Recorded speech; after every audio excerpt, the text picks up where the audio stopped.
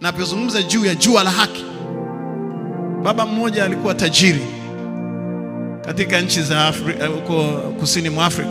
Tajiri moja ya kampuni yake zilikuwa ni kampuni za yakifika kila Pasaka, kila mwaka, kila mwisho wa mwaka na wakati mwingine tu inatokea several times anatoaga sadaka kwenye mahospitali, anafanya hizo charity. Na alikuwa pia na foundation ambayo ni charity ya kusaidia wale wanaokosa matibabu na vitu kama hivyo. Kwa hiyo akawa anafanya hivyo bila kujua, lakini moyo wake unasikia kutenda haki, kutoa sadaka kwa ajili ya maisha ya watu wengine, anaishi kwa ajili ya wengine. Na Mungu akambariki makampuni yake, akainuka makampuni makubwa, akawa bilionea. Mwisho mke wake akaingiwa fitina, akatamani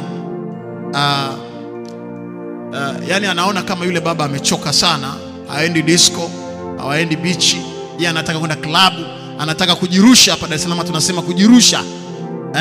Anataka kujirusha maisha yake, anataka kujirusha. Na anamuona mzee haendi.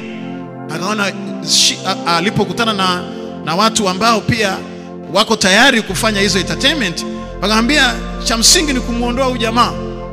Kwa hiyo alichokifanya yeye, kitu cha kwanza akatafuta majambazi. Huko kusini mwa Afrika kuna baadhi ya nchi ambazo kuna vikundi maalum kabisa ambavyo ukitaka kukill unaenda kulipa tu gharama. Kwa hiyo akaenda kalipa gharama, wakaandikishana mkataba kuondoa roho. Kwanza jamaa mpishe ili apate starehe hapa duniani, anaona kama anazingua mzee mwenyewe, aeleweke, akienda kama aendi, akirudi kama arudi, aonekane. Halafu kuna fedha nyingi na uwekezaji, na yeye ndio the next director. Kwa hiyo ni mmiliki na anataka kujirusha duniani. Wana majumba mengi dunia nzima, wamejenga, wamewekeza, hasa for nothing, kuishi na mtu ambaye hawezi kwenda bilikani, hawezi kwenda kwenye mamuziki, hawezi kwenda kwenye maklabu. Hivi unakaa naye wa nini? Alipokuwa anajiuliza. Therefore akatafuta hilo kundi la majambazi, na wale watu wakakubaliana kwenda kufanya hiyo shughuli. Sasa siku moja kabla ya tukio, yani the night ambayo tukio linatokea, wakapewa picha kwamba huyu ndiye ambaye mkifika nyumba namba fulani, mtaa fulani, mtamuua. Sasa mmoja wapo, mke wake alikuwa ana shida ya kufanyiwa operation ya watoto mapacha na walikosa fedha. Lakini huyu bwana foundation yake, na yeye mwenyewe alikuwa yuko front, wakati mwingine anaenda kwa hospitali, alilipa gharama za operation ambazo zilikuwa kubwa sana. Na wale watoto mapacha wavulana wawili wanaishi. Alafu mmoja alimuita jina la huyo bwana kwa sababu ndiye aliokoa maisha ya mama na maisha ya hawa watoto. Sasa ni jangili pia, ni jambazi miongoni mwa wale majambazi. Roho yake ikamuuma, akasema no, I can't do it. Siwezi kwenda kumuua mtu ambaye amewahi kusaidia maisha yangu kwa kiasi hicho. Kwa hiyo aliondoka kimya, akaenda akamtafuta yule bwana. Yule bwana sasa ni tajiri, namna ya kumuona ni kwa appointment, na anaonana na watu maalum wenye address. Akaamka alfajiri, usiku anauawa. Akaamka alfajiri na mapema, akaenda ofisini, akaomba, akasema jamani, mimi alinisaidiaga mke wangu akajifungua. Unawezaje kuambia msaidizi wake au secretary kwamba leo jamaa anauawa? Huwezi. Lakini nataka nimuone, nimshukuru. Yule jamaa akamwambia leo nina vikao. Alienda asubuhi, amekaa hapo mpaka saa 11 jioni, hatoki.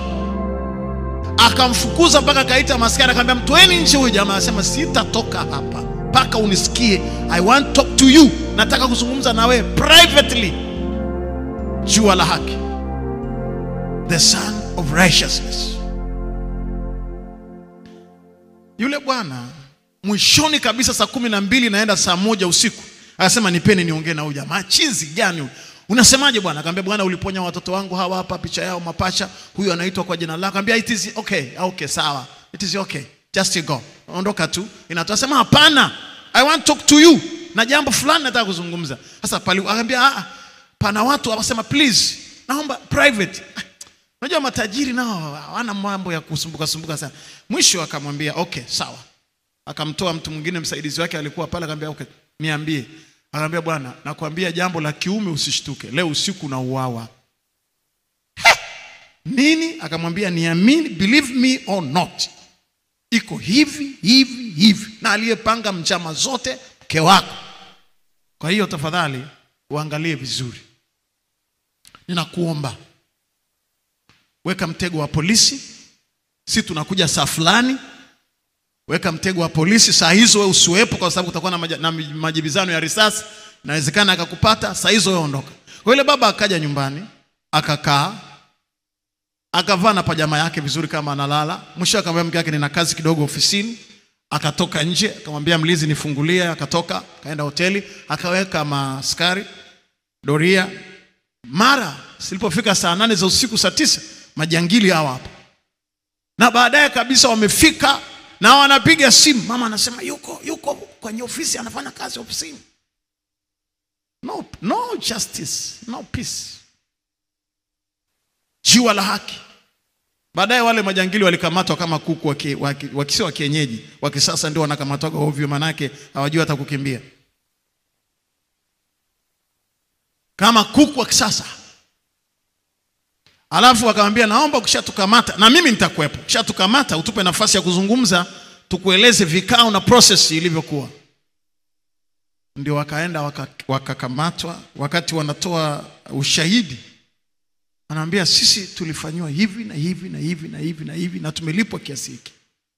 Na si hivi tu, kuna wakati pia mmoja wetu alipewa poison akasafiri na wewe. Yuko hapa. Anasimama jamaa anatoa ushuhuda, anasema mimi nilisafiri na wewe Dubai, China, nilikwenda na wewe ofisi kwa ofisi. Lakini tulikusudia kutokukuua kwa sababu ya contribution yako kwenye jamii na jinsi ambavyo umekuwa baraka katika maisha yetu. The son of righteousness. Kwa hiyo mama sasa starehe zake alizokuwa anazitaka na washikaji, akashikwa, wakakamata na wale washikaji ambao walikuwa wameshapanga mpango wa kuishi, wakakamatwa, wakawekwa huko. Ni kesi ya mauaji ya kukusudia kuua na vitu vingine vinavyofanana hivyo. Hakupata amani katika maisha yake. Lakini pia watoto hawakupata amani. Hawa walikuwa wanandoa ya watoto 7. Kwa hiyo wale watoto 7 hawana amani kwa sababu mama alifikiri kwamba angeweza akafanya hivyo, kujaribu kujeruhi katika familia. Kwa resma hii tunayo majeraha mengi katika maisha yetu. Katika maisha yetu ambaye yamesababishwa na ukatili na uonevu. Lakini neno la Mungu la faraja ni hili, jua la haki. Huyu mzee angekufa, lakini huyu mtu anasubutu kusema tunaomba hata kama tutafungwa, lakini sisi tunataka tutoe ushuhuda na ushahidi ya kwamba wewe sio mtu wa kuuawa kwa sababu ya jua la haki. The son of righteousness. Haki.